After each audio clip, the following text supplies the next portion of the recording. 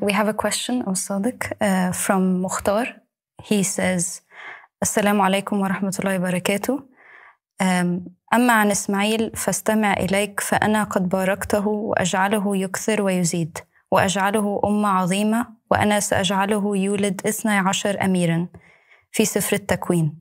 السؤال هو من هم 12 أميرا؟ وشكرا. Bu siz kim haqida so'rayotganingizga bog'liq.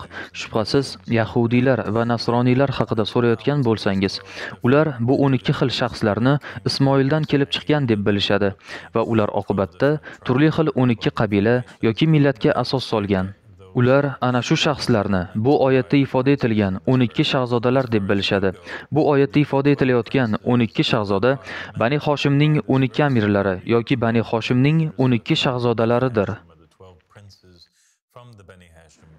Xudo Ismoil alayhissalomning avlodidan chiqargan millat islom ummatidir, ya'ni arablar yoki musulmonlardir, qaysiki Muhammad sallallohu alayhi va sallam birlashtiradigan. Mana shu millat ichidan 12 imom bor.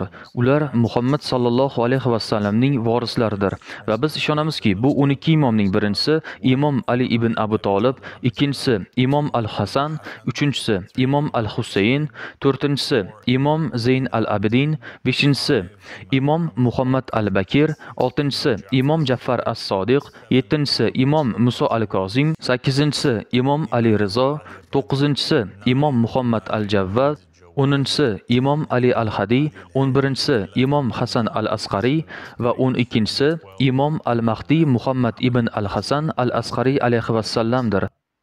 Bular ana shu 12 imom, 12 shahzoda, 12 vorislar yoki Muhammad alayhissalom aytgan 12 shaxsiyatlar bo'lib, Iso alayhissalomning shogirdlari bo'lgani kabi, bular ham Muhammad alayhissalomga shogirddirlar.